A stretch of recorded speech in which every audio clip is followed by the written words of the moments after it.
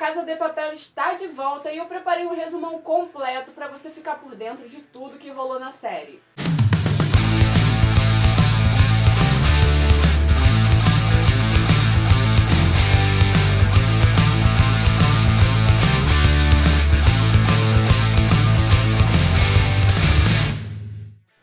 A parte 3 de La Casa de Papel chega essa semana na Netflix e eu preparei aqui nesse vídeo um resumão completo para você ficar por dentro de tudo que rolou na série até agora. Mas antes, não esquece de se inscrever no canal, deixar um like nesse vídeo e ativar o sininho para receber as notificações dos próximos vídeos. E agora bora lá para mais um resumão. A primeira parte começa com o Tóquio explicando como passou de ladra a assassina e como perdeu o amor de sua vida, enfatizando que misturar amor com o trabalho nunca dá certo. Depois desse roubo, ela está foragida e, ao ligar para sua mãe, quase cai numa emboscada da polícia, mas é salva pelo professor Toledo, que está na vibe do professor Xavier buscando pessoas com dons especiais para realizar o maior roubo da história. Ele então junta seus próprios X-Men, que passam 5 meses estudando como assaltar a Casa da Moeda Espanhola, e cada um deles recebe o nome de uma cidade para não haver relacionamentos íntimos. No dia do roubo, está rolando uma excursão de estudantes ao local, e o grupo de ladrões conseguem entrar através dos caminhões que levavam as bobinas de papel moeda. Eles rendem todos os funcionários e os jovens da excursão, mas procuram por uma certa pessoa, a Cordeirinho, que é Alison Parker, a filha do embaixador do Reino Unido, que estava dando os amassos no banheiro e teve um nude seu vazado bem no momento que Tóquio rende os dois. Os ladrões então pegam os celulares e as senhas de todos. Tudo começa a correr dentro do plano, com o professor cronometrando tudo do lado de fora, até que numa das etapas a ser executadas, Ryo é atingido e Tóquio dispara contra os policiais, quase os matando e quebrando a primeira regra do professor: nem uma gota de sangue deveria ser derramada. A equipe reporta o problema com os policiais para o professor, desconfiando de um caso entre Ryo e Tóquio, o que quebraria mais uma das regras do professor sobre não haver relacionamentos íntimos. Tóquio nega, mas Berlim sabe a verdade. A polícia manda reforços e a inspetora Raquel se comunica com o professor pela primeira vez. Ela comanda a operação, mas é constantemente vigiada pelo coronel Prieto, que responde pela inteligência espanhola.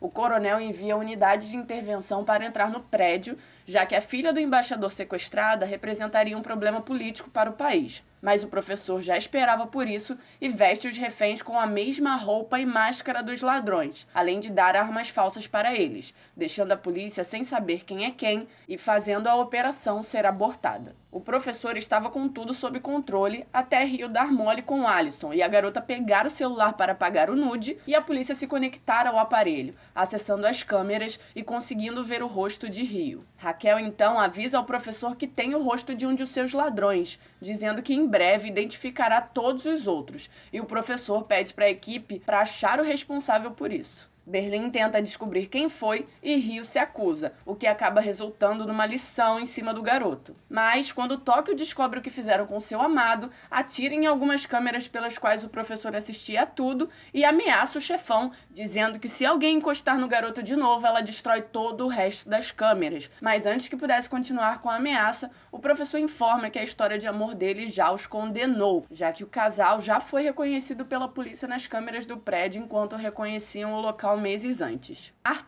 Arturito para os íntimos, um dos reféns mais chatos da história, vê a munição e os explosivos da equipe do professor e conta para os outros reféns, falando que alguém precisa avisar a polícia através do celular que ele tem no paletó que está na sua sala. Mônica, sua amante, se oferece para isso, e no momento em que ela pega o aparelho, Denver aparece dando a entender que a viu com o celular, mas na verdade ele só queria tentar convencê-la a não abortar, já que ela está grávida do amante, que também é seu chefe e não quis saber do bebê. Berlim interrompe a conversa e o celular toca. Mônica é pega no flagra e Berlim manda Denver matá-la como punição. Mas ele não consegue e junto com a Lourinha eles combinam de atirar em sua perna para fingir sua morte. E toda essa treta acaba aproximando mais os dois. O professor encontra Raquel pessoalmente e começa a se aproximar mais da inspetora. E num desses encontros, ele ouve sobre uma confusão dentro da Casa de Moedas. O chefão vai averiguar pelas câmeras e fica sabendo que Moscou teve um ataque de pânico ao achar que o filho Denver matou um refém. Mas o professor fica sem saber o real motivo do ataque, já que só Berlim passa as informações para ele. E é óbvio que ele não contou que mandou matar alguém.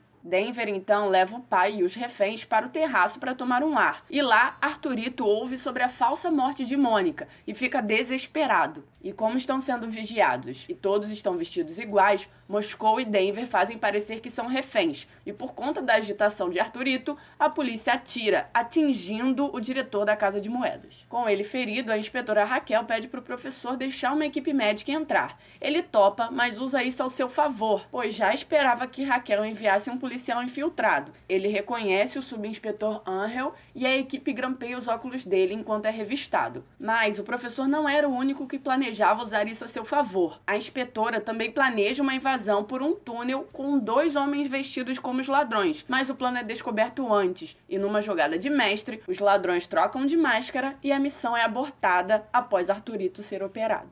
Tóquio exige que Berlim conte ao professor sobre a ordem de matar a refém, ou ela mesma o fará.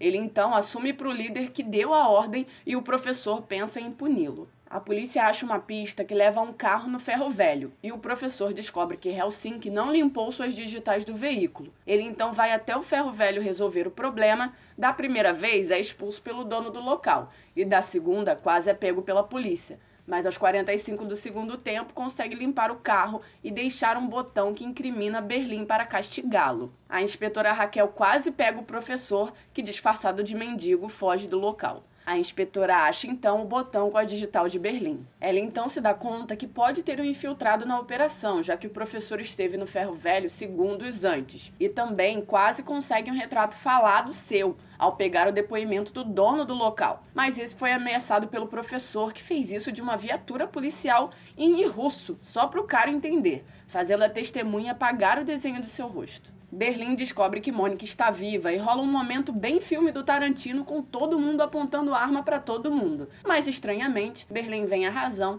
e pede para todos abaixarem as armas. Já no telefone com o professor, ele descobre que o chefão quem colocou o botão que incriminou e revelou a identidade dele para o mundo, e diz ao cérebro da operação que a refém está viva. O professor diz então que isso não é graças a ele e rola uma torta de climão. O professor permite que a inspetora entre para ver que todos os reféns estão vivos, e após horas ali, ela escuta os barulhos das máquinas e percebe que os ladrões estão produzindo o próprio dinheiro, e que tudo ali se trata de fazer a polícia perder tempo. Logo, frustrada, ela revela a Tóquio e Rio que Berlim tem uma doença degenerativa e que só tem meses de vida. Nessa mesma visita, ela envia uma mensagem escondida para Rio, onde os pais dele pedem para o menino se entregar. Ele liga para a inspetora, que oferece um acordo, mas o professor os preparou para isso e o garoto manda o acordo pelos ares. Desconfiado, o subinspetor Angel visita o professor sem saber quem ele realmente é. Lá, ele acaba pegando uma colher de uma xícara do professor e levando para a perícia analisar, pedindo para comparar com a digital encontrada na viatura de polícia que foi usada para ameaçar o dono do ferro velho, já que essa digital não estava presente em nenhum banco de dados do país. A polícia descobre sobre a medicação que Berlim tomava. Investigando, chegam aos registros de compras de uma farmácia, mas antes que o subinspetor pudesse chegar lá, o professor rouba os registros. Nesse exato momento, Angel acha que a infiltrada é Raquel, e Raquel acha que é Angel,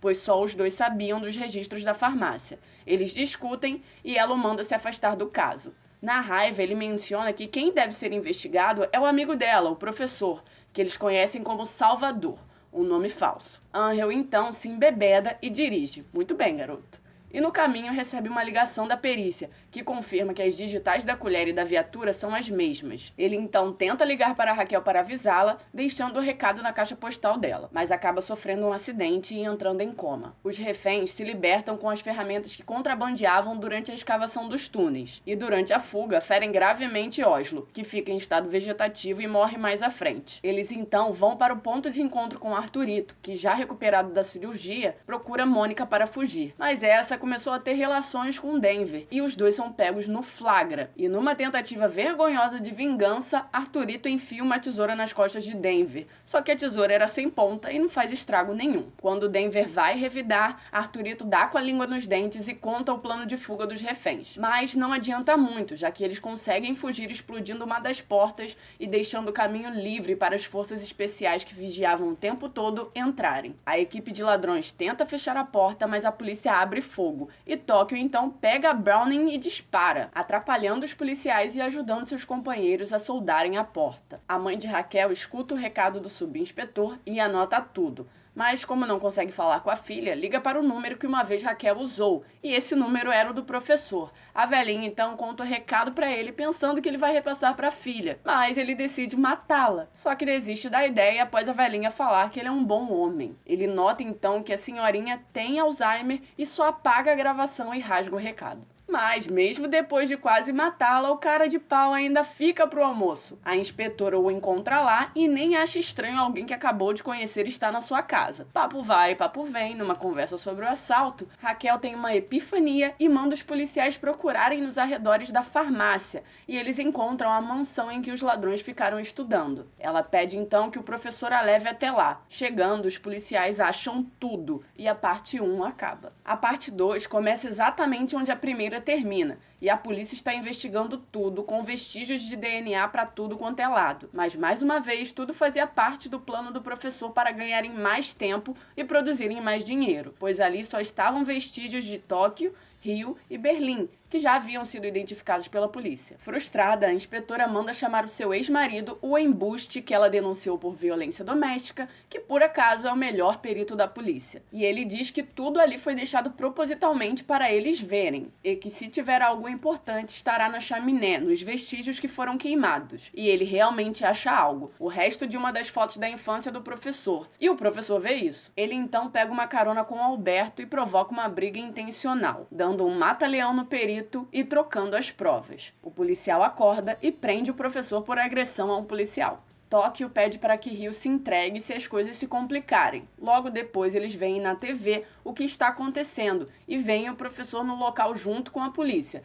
deduzindo erroneamente que ele foi detido. O grupo então se desespera e se divide. Mais tarde, Tóquio assume o controle do assalto e rende Berlim. Nairobi tenta chamá-la à razão e ela ataca usando o ponto fraco da amiga, o filho que ela sonha resgatar, dizendo que seu plano é um lixo. E isso só irrita Nairobi, que no fim das contas, junto com Moscou, acabam com a história. Mas o rancoroso Berlim arma com Helsinki e entregam Tóquio amarrada porta fora do prédio e direto para as mãos da polícia. Ela resiste, mas o grito de Rio por ela distrai e ela acaba presa. Logo depois, é interrogada e finge revelar certas coisas, mas continua seguindo o plano do professor, lembrando que ele prometeu que nunca falharia com ela. A inspetora até tenta um acordo em troca de informações que beneficiariam ela e Rio, e no momento de fraqueza, Tóquio revela o verdadeiro nome do professor. Na delegacia são coletadas as impressões digitais do professor, e enquanto ele aguardava, vê pela TV que Tóquio foi presa. Ele liga para Raquel e conta que está detido. Logo depois, percebe que não tem nenhuma evidência de que esteve numa briga com Armando, já que ele derrubou o cara em segundos. Ele então golpeia a si mesmo, causando belos hematomas. Raquel chega e vê os machucados e pede então que o ex-marido retire a queixa.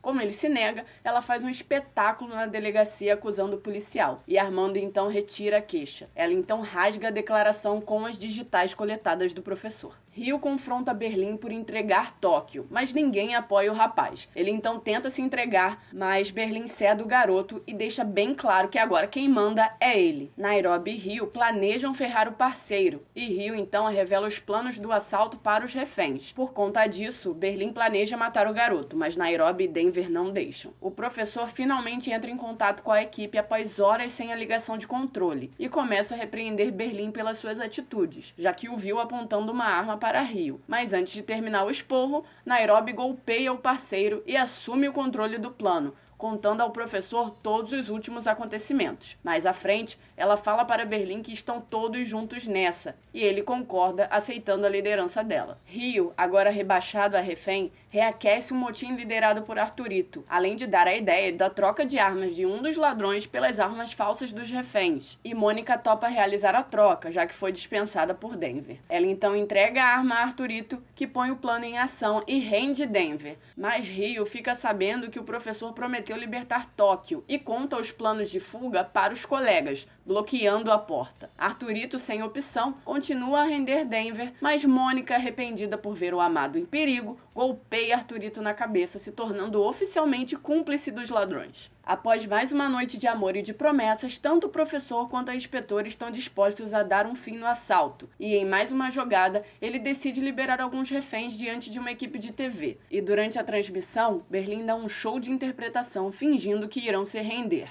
Em contrapartida, Raquel prepara uma armadilha vazando a informação de que o subinspetor Angel despertou do coma e colocando agentes no hospital. Mas, mesmo tendo 99% de certeza da armadilha, o professor vai disfarçado ao local, criando uma distração e usando uma criança para confirmar a armadilha. Só que o professor também é humano e esquece um fio da peruca no paletó. E ao tomar um café com Raquel, ela vê e bizarramente liga todos os fatos montando o quebra-cabeças, percebendo que está apaixonada pelo cérebro do assalto. Ela então rende o amado e o leva para a mansão, colocando ele num polígrafo. Ela diz que lamenta ter confiado nele e ele diz que se apaixonou de verdade por ela e que isso não fazia parte dos planos. Ela decide levá-lo à delegacia, mas ele a desarma e não foge, e numa tentativa de fazê-la acreditar nele, lhe entrega a arma. Ela tenta rendê-lo novamente, mas ele levanta e vai embora, e ela permite. O amor, né, gente? Em mais um dos planos do professor, Tóquio diz que vai colaborar apenas na frente de um juiz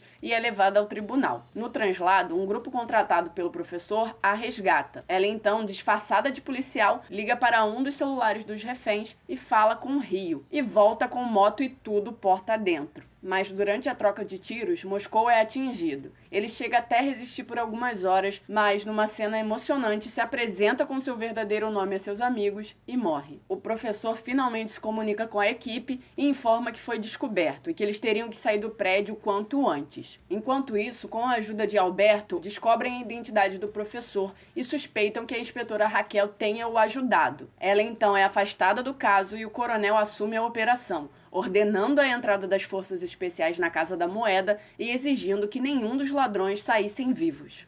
O túnel é finalmente concluído e eles começam a transportar o dinheiro. Mas Raquel, que havia decidido achar o esconderijo do professor sozinha, o encontra e, na tentativa de levar o professor, acaba rendida. Ele explica para a moça que eles não são os bandidos nessa história e que dinheiro é só papel, e a convida para escapar com eles. Nesse momento, Angel, que acabara de acordar do coma, liga para a inspetora e pede para ela ir vê-lo. O professor dá um voto de confiança e a deixa ir.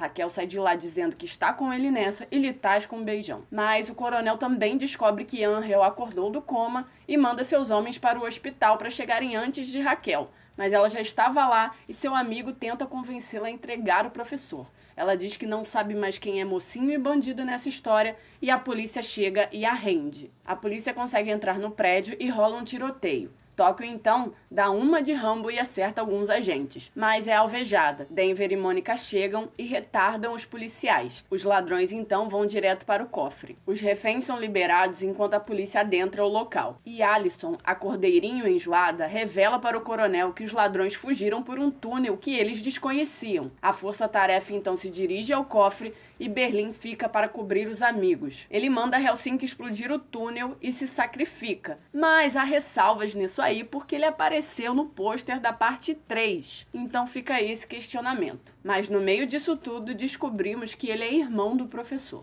A inspetora Raquel é ameaçada pelo coronel com a custódia da filha e então, sem saída, revela o local do esconderijo do professor. A equipe de polícia chega ao hangar, mas já não havia mais ninguém. Helsinki e o professor fugiram com o dinheiro no caminhão de cerveja que deve ter patrocinado a série, já que aparecia em todos os cantos. E os demais saíram disfarçados. Deu até tempo de trocar de roupa. Um ano depois do assalto, a inspetora encontra coordenadas deixadas pelo professor e vai até as Filipinas encontrar o mozão. Chegando lá, eles se reencontram e nós ficamos sabendo que durante esse um ano ela não teve tempo de comprar um carregador portátil. Fim da parte 2. Mas e vocês, gostaram de mais esse resumão? Ajudamos a relembrar os acontecimentos da série? E o que vocês esperam para essa parte 3? Deixa aqui embaixo nos comentários a sua opinião. E não esquece de se inscrever no canal, além de deixar aqui quais são as próximas séries que vocês querem ver um resumo aqui do canal. Ah, e só para não perder o hábito, não esquece de ver os vídeos antigos aqui.